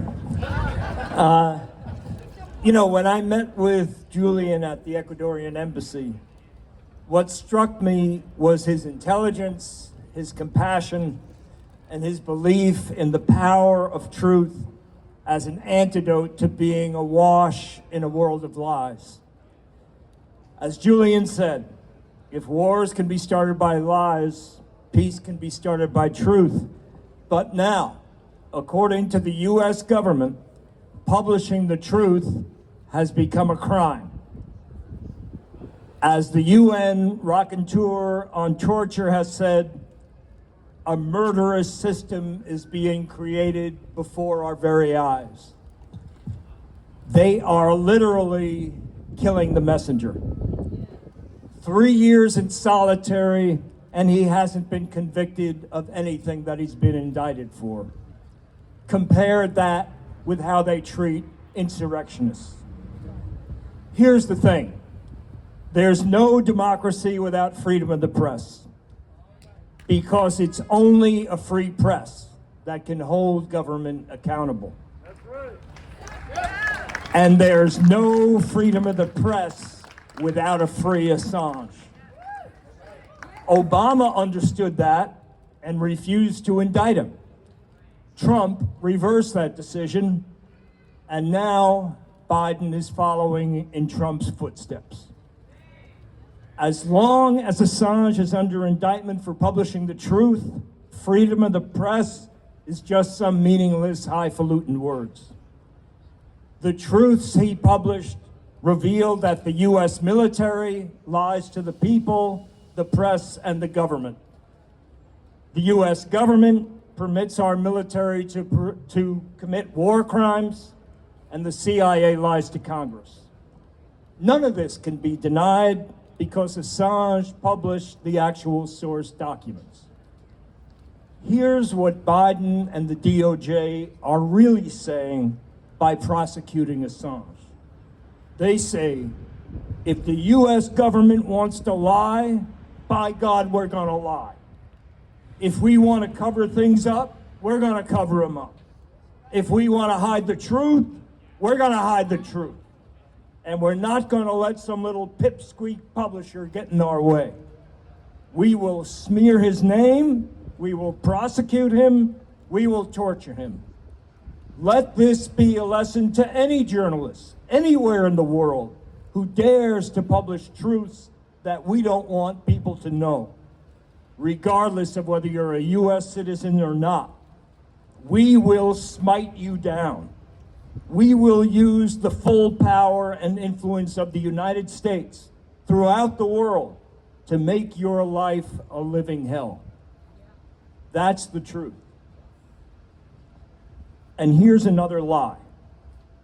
Speaking on the occasion of World Press Freedom Day, President Biden proclaimed at least 360 people worldwide are currently imprisoned for their work in journalism.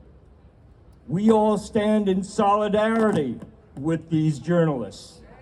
For as Thomas Jefferson wrote in 1786, our liberty depends on the freedom of the press, and that cannot be limited without being lost.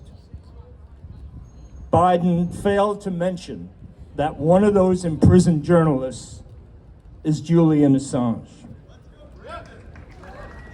Let's get out there, drop the charges, free Julian. Everybody give it up for Ben Cohen. Hey, since he's right there, we already talked about the billboard truck with Randy, who's done an amazing job. James is in the truck right there. James is a small business owner here in DC. He runs DC mobile billboards. Give it up for James. We work with him every time we come to DC, and he is fantastic. So shout out to James. And he's been stuck with Randy for 2 months. I mean, really. All right, coming up next, we have Marcia Coleman-Adebayo, who won a historic lawsuit against the EPA, and she ushered in the No Fear bill through Congress, and the No Fear Act was signed into law. She's founder of the No Fear Coalition that fights for increased legislative protections for federal employees. She's the president of the Bethesda African Cemetery Coalition and is leading the fight to preserve and prevent further desecration of that cemetery. Everybody give it up for Marcia Coleman-Adebayo.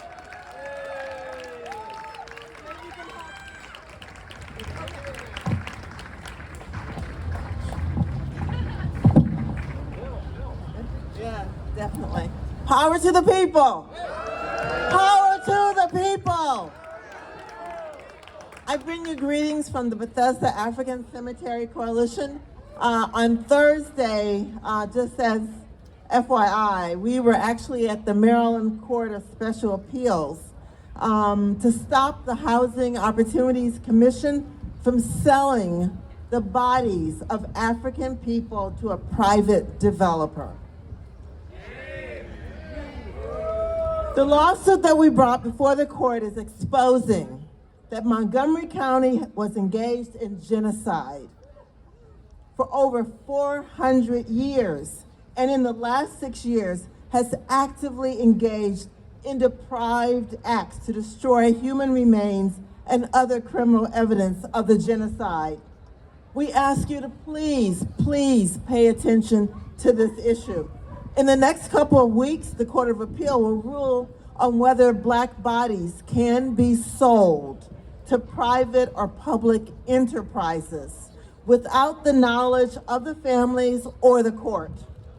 In other words, the court is reconsidering the 1857 Supreme Court decision of Sanford versus Dred Scott.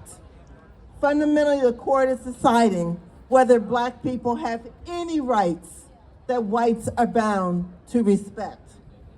But today, I am here as an EPA whistleblower and to stand in solidarity with Julian Assange and other whistleblowers. And I also think it's important for me to amplify the contribution of Black whistleblowers, who to a large extent have been ignored and their contributions forgotten. As many of you may know, this year marks the 20th anniversary of the No Fear Act. No Fear stands for the Federal Employees Anti-Discrimination and Retaliation Act of 2002. And this law grew out of my lawsuit against the EPA and became the first civil rights and whistleblower law of the 21st century. What a lot of people do not know is how much sacrifice went into the passage of the No Fear Act. It took us about 5 years to pass this whistleblower law, and we also suffered many martyrs in the process. And I would like to amplify the names of Patricia Lawson and Lillian Peasant, very brave whistleblowers. Both of these women were literally taken out by the brutal and violent retaliation at the Environmental Protection Agency. One died at her EPA desk, and the other died on her way to work at the EPA. We also experienced an incarceration. John Grand, an incredible whistleblower, who also was exposed to solitary confinement during his imprisonment, and so many firings that I can't even count, including my own. So as a national security whistleblower, the retaliation is horrific, and you realize that your life and that of your family is in danger all the time. Whistleblowing is not for the faint of heart. So I salute my fellow whistleblower, Julian Assange, and thank the organizers of this rally for bringing us all together. It takes ground troops and militant and consistent public actions to stop the United States government's relentless and violent attacks on this courageous man. But there is no doubt that Julian has been used to create the chilling effect throughout the world, a warning against anyone considering blowing the whistle. His bravery has been met with the most brutal and vile retaliation by the United States government. Every whistleblower knows that they could have suffered the same fate. So I'd like to end by quoting my friend and mentor, Noam Chomsky, about Julian Assange. Noam wrote, "He has been subjected to years of torture, false charges, now the threat of extradition, in which he will face a possible lifetime of imprisonment, and the press is not coming to his defense, with few exceptions. It's the voices in the street which can end this tragedy of the Assange torture and prosecution, like everything else. Like the civil rights movement, like the social democratic initiatives in the 1930s, the New Deal measures, like the anti-war movement, like the women's movement, everything is always the same answer. It's the street. It's the street. And it's the activism of individuals coming together, working against often very severe odds, but for a cause that is obligatory. In the current case, necessary for survival. In Assange's case, necessary to save an individual from unspeakable torture for the crime of performing the most honorable work of a journalist.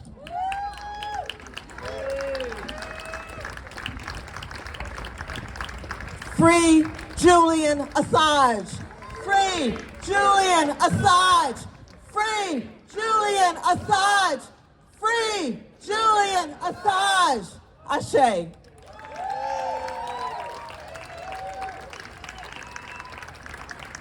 Thank you so much, Martha. Somebody who has been to the EPA many, many, many times. They don't care or listen to us. And we know that our three-letter agencies are corrupt. So thank you so much for your sacrifices. I can't say it enough. Next, I would like to introduce Matthew Ho. He is a disabled Marine combat veteran. In 2009, he resigned his position with the State Department in Afghanistan in protest of the escalation of the war. He is a candidate with the Green Party to represent North Carolina in the U.S. Senate in 2022. Please give a warm welcome to Matthew Ho.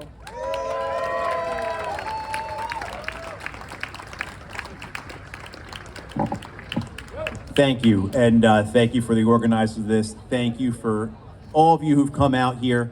This is, Medea had said, it's good for the heart. This is good for the soul. I would like to first start by asking if we take a moment for Julian, his family, and all those we have killed in war, who, if not for Julian and WikiLeaks, they would have been murdered without name or voice. So if we could take a moment, please, for them.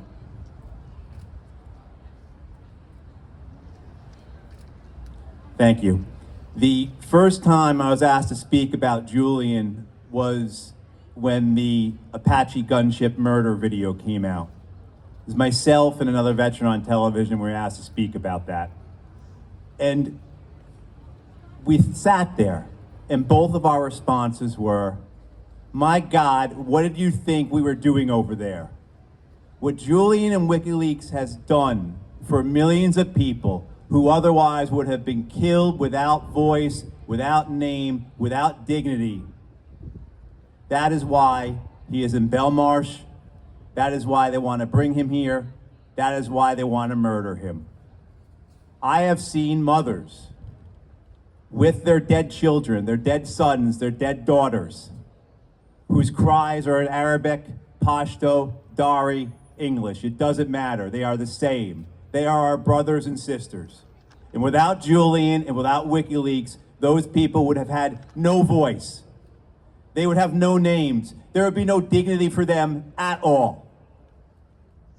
The murder that this country has committed over and over again in countless cities, in countless villages across the globe has continued for decades. And without Julian, without WikiLeaks, those men and women and their families would have been lost to history. So thank you.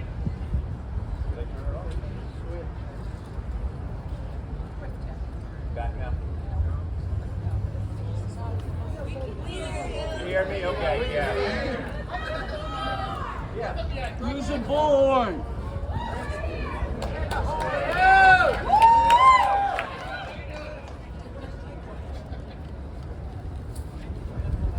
What has occurred to those people in countless countries,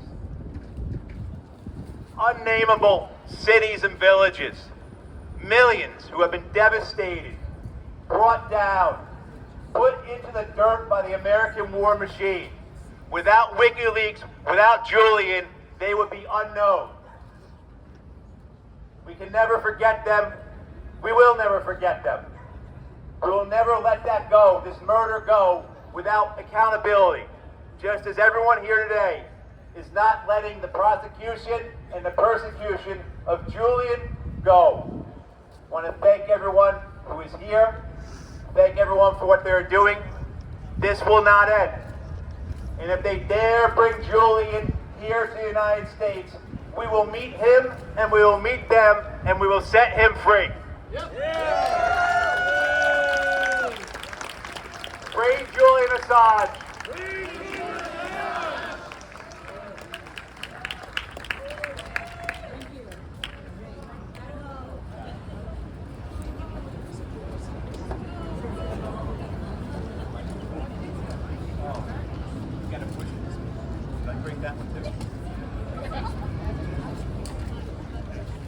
This will go. It's the last time you might. It's rolling. Okay, I'm used to this one. This is my thing. I'm used to a big vote. Okay, so everybody give it up for Matthew Hope. All right, coming up next is another one of my favorite independent journalists. He's an author, a journalist, currently the editor-in-chief of Consortium News. If you know me, you know I'm really hard on media in terms of covering Julian Assange. Consortium News is like the only outlet who covers it enough. They do an amazing job. And he was a UN correspondent for the Wall Street Journal, the Boston Globe, the Sunday Times of London. Gloria began his professional work as a 19-year-old stringer for the New York Times, and everybody give it up for Mr. Joe Gloria.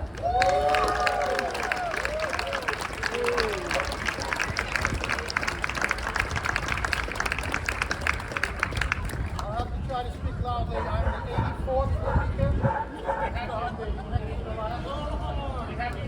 Here's the horn. Here's the horn.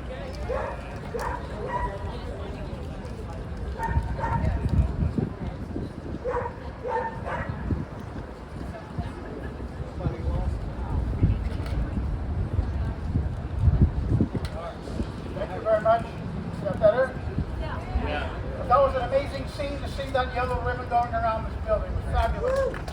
I thank everybody here. I thank all the organizers, from the people who brought the coffee, to Misty, to Raw Media for providing a live stream free, and to these incredibly strong people who've been standing here holding this sign, chugging everybody. Okay, I have a very brief letter that I've written to Merrick Garland, the Attorney General of the United States. Dear Mr. Garland, the case of Julian Assange goes to the core of how we define ourselves in the United States and in the West. Are we democracies that uphold the right to criticize government, or growing autocracies that crush dissent? Assange exposed the wrongdoing of U.S. government officials and the military. That's the job journalists are supposed to do in a democracy. I worked for decades in the establishment media. I saw too many people there pretending at the job because of the status they thought it brought them.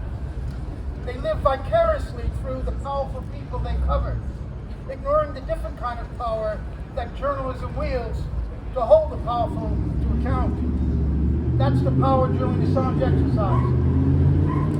There are cynics in government and in the media, consciously knowing that what they're doing is wrong, but they don't care because it expands U.S. interests and their own. They are not deluded by exceptionalist talk. They understand power. Mr. Garland, you don't seem deluded. Either you know that what you're doing to Julian Assange is wrong, and you don't care because it serves power, or you know it's wrong, and you're conflicted.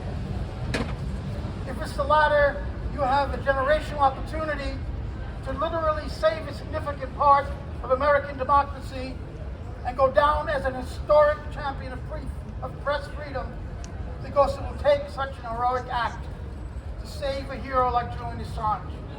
Which is it going to be, Mr. Garland?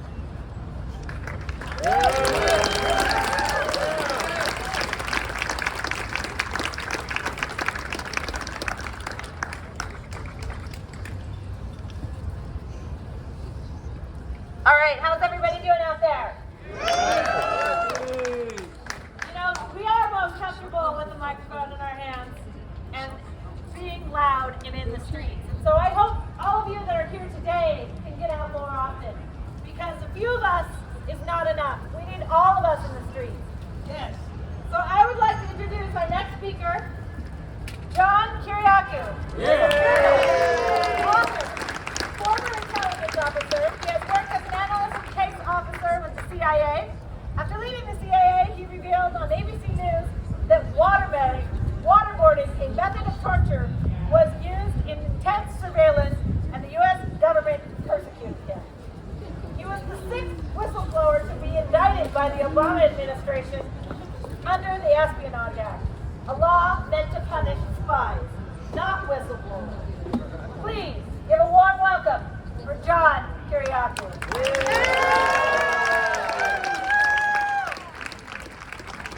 Thanks, everybody. Believe it or not, this is the first time in my life I've ever used a megaphone. 58 years. So, I was on my way over here today, and I was driving, I was on my way over here today, and I saw a sign that said, "Talking dog for sale, $20. I was intrigued, so I pulled over and went and knocked on the guy's door. I said, "I saw your sign, you have a talking dog for $20. Can I see it?" He said, "Sure." He takes me in to the house, and there's a dog there. I said, "Hello." The dog says, "Hello." I said, "My God, the dog actually talks." I said, "Well, tell me about yourself." The dog says, "I used to work for the CIA. They would send me into meetings, like with Bin Laden and stuff." I said, "I used to work for the CIA too." I said, "I never came close to Bin Laden. Tell me more." He said, "I would go into these meetings, Bin Laden, Putin, Kim Jong-un, and then I would go back to CIA and I would report what they told me." I said, "That's amazing. I gotta buy this dog." I said to the guy, "I'd like to buy the dog." He says, "Well, it's $20. I said, "Well, why is it so cheap?" And he says, "That dog's a liar. He's never done any of that stuff." But this is a theme, because everybody at the CIA is a liar. Everybody. The CIA told us that there was no torture program. That was a lie. The CIA told us that there was no archipelago of secret prisons all around the world. That was a lie. They told us that there was no international rendition kidnapping program where we go overseas and just snatch people off the streets or out of their homes. That was a lie. The CIA tells us today, in 2022, that they cannot even confirm the existence of a drone program. They're lying. Now, Mike Pompeo said on the campaign trail a couple of weeks ago that if and when Julian Assange is extradited to the Eastern District of Virginia, he will receive a fair trial. That's a lie. A fair trial is impossible for a bunch of reasons. Now, what Mike Pompeo didn't talk about is that he actively sought to murder Julian Assange, that he actively sought to kidnap Julian Assange and bring him surreptitiously back to the United States, probably to be killed. He didn't tell us that the CIA bugged the Ecuadorian embassy for audio and video so that they could spy on Julian Assange meeting with his attorneys and use the information against him in the United States. We can't believe anything that they say because they lie about everything. And they're clear about it. Again, Mike Pompeo was happy to go on TV and with a chuckle said, "We lie, we steal, we cheat. Ha ha ha. Isn't it great to be an American?" So it's up to us to be there for Julian Assange. God forbid that he is indeed extradited to the United States. A crowd like this has to be in front of that courthouse in Alexandria, Virginia. We have to be there every day doing our part. Thank you all for coming. I'm so happy to see so many friends and new friends. Hello and welcome to the FBI agents in the crowd today. Maybe you'll learn something from us, but we hope to see you there. Thank you.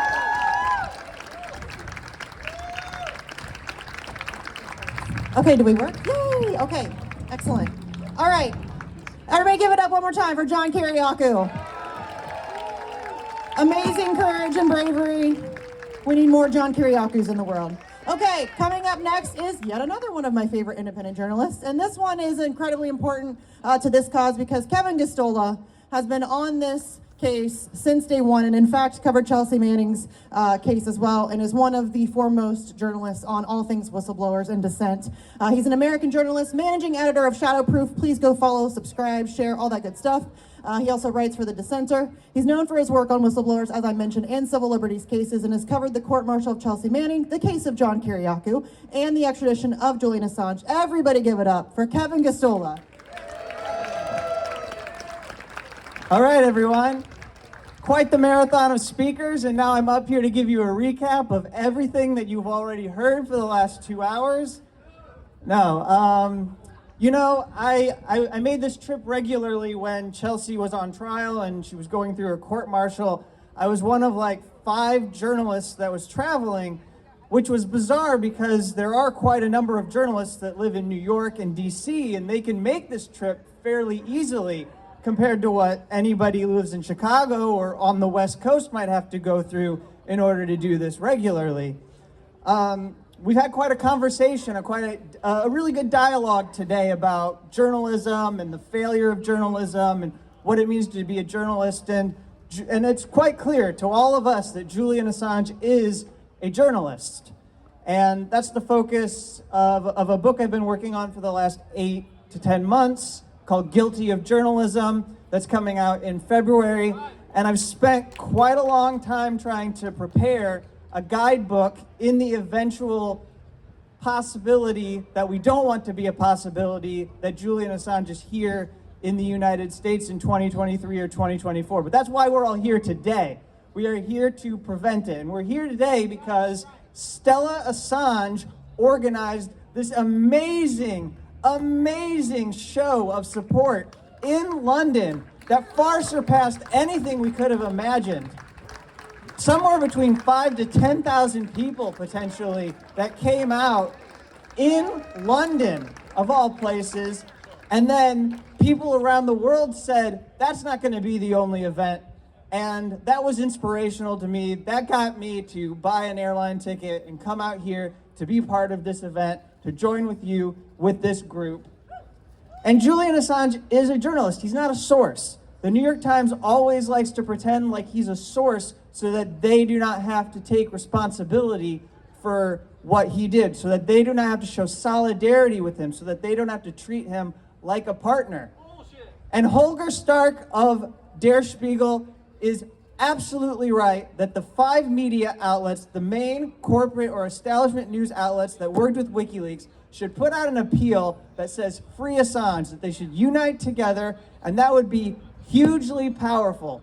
But if they're not going to do that, then it falls on us in order to free Julian Assange. It falls on us to have moments of confrontation, not violent. We don't need to intimidate or harass anybody, but it falls on us to find ways that we can create moments that are capable of shaming people like Antony Blinken, like Mike Pompeo, like Merrick Garland, and others who might do events out in public. The kind of thing that you all know what to do because you're seasoned activists and you've been doing this for a very long time and you're here and you're dearly committed to this cause. You have to create these opportunities like what Abby Martin did with the people who were at the Summit of the Americas to challenge this empire and what they were doing. You have to create those moments. You know, she stood up for Shireen Abu Akleh and was making a big point about whose lives are valued and whose lives are not valued by this country. And that's what we have to do. And just to give you some specifics, the last thing I want to leave you with is I didn't know that any polling agency had any interest in Julian Assange anymore. But within the last months, Morning Consult actually did a poll on Julian Assange and WikiLeaks and asked people what they know and what they remember. And I have bad news for you. Nearly half of US adults that were polled said they did not know who Julian Assange was as a person. Not even the propaganda that has been fed to them by the media. They couldn't even regurgitate that. They didn't know who Julian Assange was. And when they were asked about the publications in which he's being prosecuted for publishing, the Afghan war logs, the Iraq war logs, they didn't know. They didn't know what those publications. Nearly 60% of people in London or the UK, in the United States, and in Australia, which has actually made this an issue. The Australians get a lot of credit because they've turned it into a political issue in which their politicians actually have to take sides. Well, that makes sense because he's an Australian citizen. But he's coming to this country, and we ought to make him a bigger political issue here in this country because that's the only way that it's going to become a thing in which he gets freed. And finally, specifically, we should start to come up with, whenever we have these conversations, specifics about what the releases revealed and, you know, to us, what we find to be the most important. So off the top of my head, I'm going to give you 3 revelations that came from WikiLeaks that stick with me, and then I'm out of here. So the fact that they were going to carve up the Arctic Circle between the powers of the world and take advantage of climate change and use that moment not to reverse it, but to go through and find more ways to extract the natural resources that would now be exposed because of the melting of the ice cap. Well, there's one. We also know that relevant to everything that should be on our mind, which is the potential for nuclear Armageddon, we also know that the current CIA director, Bill Burns, was quite aware of what it meant to Russia to be under NATO encirclement. And then finally, because in my profession, we've seen quite a moment in which there was censorship brought to bear against a colleague of mine who stood up for Rashida Tlaib for speaking up about Israeli apartheid. Let me tell you something that Julian Assange and WikiLeaks published that Chelsea Manning provided to them. They published a critical cable that said that the US government was well aware that Israel was proud to bring Gaza to the brink of collapse in its economy, and that was the goal. That was the way they were going to keep them incapable of fighting back and having any liberation. So I think it's important that we put specifics to this when we talk about why Julian Assange should be freed. And I also want to thank the organizers for inviting me and having me come out here and join all of you. And it's so great to see everyone. And thank you very much. Thank you so much. Give it up for Kevin Gosztola, everybody. All right, I have a couple housekeeping announcements. First of all, if you would like to get active and find out more information about Julian Assange's case, you can sign up over there at the information table with our New York for Assange representative, Marty. See the hands in the air. Please go sign up. Keep on top of this case because your tax dollars are funding these atrocities across this globe. They are responsible for what is happening to Julian Assange. So please do something about it today. We also are having a little after party. Please welcome to join us over at Busboys and Poets at 4 to 6:30 at 450K. We'd love to have you and get to know all of you a little bit more, especially all of you who are new here or this is your first time, because this is really important solidarity building. And we just want to send our love to everybody around the world, everybody who did anything in social media, everybody who did any letters to the editors, any local action that you have been a part of across the globe. You are doing the right thing and we commend you. So thank you. And next, without further ado, we are going to have our final speaker of the afternoon. That is a Pulitzer Prize winning journalist named Chris Hedges. He has worked as a foreign correspondent in the Middle East and the Balkans for the New York Times. He is a prolific writer of essays and numerous books and has hosted the Emmy Award-nominated show On Contact. He has taught at New York, Princeton, and Columbia universities, as well as the New Jersey prison system since 2013, which is the most honored work. In Hedges versus Obama, Chris and Noam Chomsky and Daniel Ellsberg sued members of the government after the NDAA, the National Defense Authorization Act.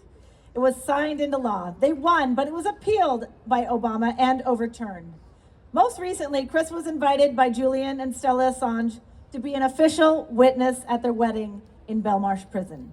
But authorities rejected that plan, claiming his profession as a journalist presented a danger. Give me a break. Please give a really, really warm welcome to Chris Hedges.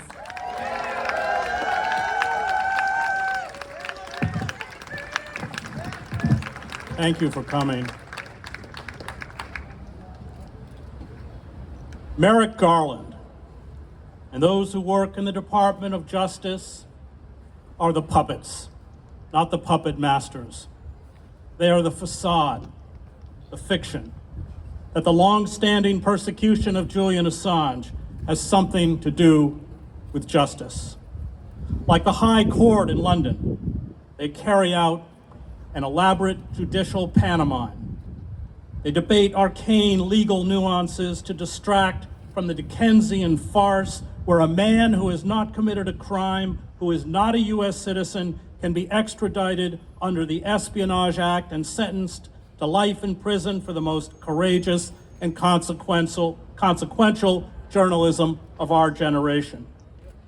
The engine driving the lynching of Julian is not here on Pennsylvania Avenue. It is in Langley, Virginia, located at a complex we will never be allowed to surround, the Central Intelligence Agency. It is driven by a secretive interstate, one where we do not count, in the mad pursuit of empire and ruthless exploitation. Because the machine of this modern Leviathan was exposed by Julian and WikiLeaks, the machine demands revenge. The United States has undergone a corporate coup d'etat in slow motion. It is no longer a functioning democracy. The real centers of power in the corporate, military, and national security sectors were humiliated and embarrassed by WikiLeaks. Their war crimes, lies, conspiracies to crush the democratic aspirations of the vulnerable and the poor, and rampant corruption here and around the globe were laid bare in troves of leaked documents. We cannot fight on behalf of Julian unless we are clear about who we are fighting against. It is far worse than a corrupt judiciary. A global billionaire class who have orchestrated a social inequality rivaled by pharaonic Egypt has internally seized all of the levers of power and made us the most spied upon, monitored, watched, and photographed population in human history. When the government watches you 24 hours a day, you cannot use the word liberty. This is the relationship between a master and a slave. Julian was long a target, of course. When WikiLeaks published the documents known as Vault 7, which exposed the hacking tools the CIA uses to monitor our phones, televisions, and even cars, he and journalism itself was condemned to crucifixion. The object is to shut down any investigation into the inner workings of power that might hold the ruling class accountable for its crimes, eradicate public opinion, and replace it with a cant fed to the mob. I spent 2 decades as a foreign correspondent on the outer reaches of empire in Latin America, Africa, the Middle East, and the Balkans. I am acutely aware of the savagery of empire, how the brutal tools of repression are first tested on those Franz Fanon called the wretched of the earth. Wholesale surveillance, torture, coups, black sites, black propaganda, militarized police, militarized drones, assassinations, wars. Once perfected on people of color overseas, these tools migrate back to the homeland. By hollowing out our country from the inside through deindustrialization, austerity, deregulation, wage stagnation, the abolition of unions, massive expenditures on war and intelligence, a refusal to address the climate emergency, and a virtual tax boycott for the richest individuals and corporations. These predators intend to keep us in bondage, victims of a corporate neo-feudalism, and they have perfected their instruments of Orwellian control. The tyranny imposed on others is now imposed on us. From its inception, the CIA carried out assassinations, coups, torture, and illegal spying and abuse, including on that of U.S. citizens. Activities exposed in 1975 by the Church Committee hearings in the Senate and the Pike Committee hearings in the House. All these crimes, especially after the attacks of 9/11, have returned with a vengeance. The CIA is a rogue and unaccountable paramilitary organization with its own armed units and drone program, death squads, and a vast archipelago of global black sites where kidnapped victims are tortured and disappeared. The U.S. allocates a secret black budget of $50 billion a year to hide multiple types of clandestine projects carried out by the National Security Agency, the CIA, and other intelligence agencies, usually beyond the scrutiny of Congress. The CIA has a well-oiled apparatus to kidnap, torture, and assassinate targets around the globe, which is why, since it had already set up a system of 24-hour video surveillance of Julian in the Ecuadorian embassy in London, it quite naturally discussed kidnapping and assassinating him. That is its business. Senator Frank Church, after examining the heavily redacted CIA documents released to his committee, defined the CIA's covert activity, and I quote, as a semantic disguise for murder, coercion, blackmail, bribery, the spreading of lies, and consorting with known torturers and international terrorists. All despotisms mask state persecution with sham court proceedings, the show trials and troikas in Stalin's Soviet Union, the raving Nazi judges in fascist Germany, the denunciation rallies in Mao's China. State crime is cloaked in a faux legality, judicial farce. If Julian is extradited and sentenced, and given the Lubyanka-like proclivities of the Eastern District of Virginia, this is a near certainty. It means that those of us who have published classified material, as I did when I worked for the New York Times, will become criminals.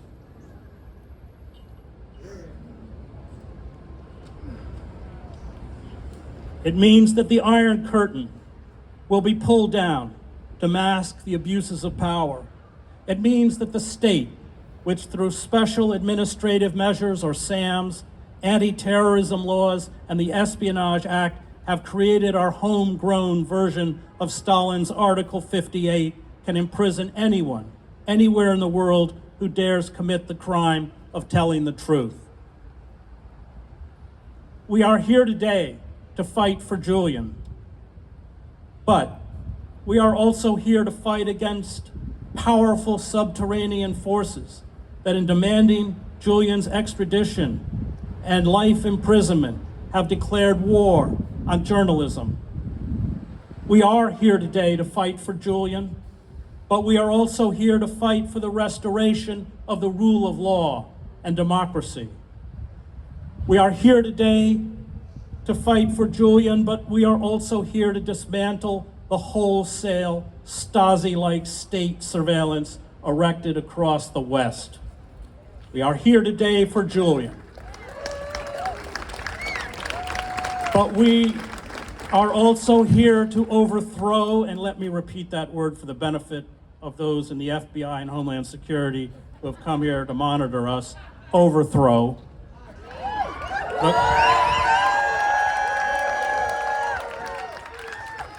the corporate state and create a government of the people, by the people, and for the people that will cherish rather than persecute the best among us.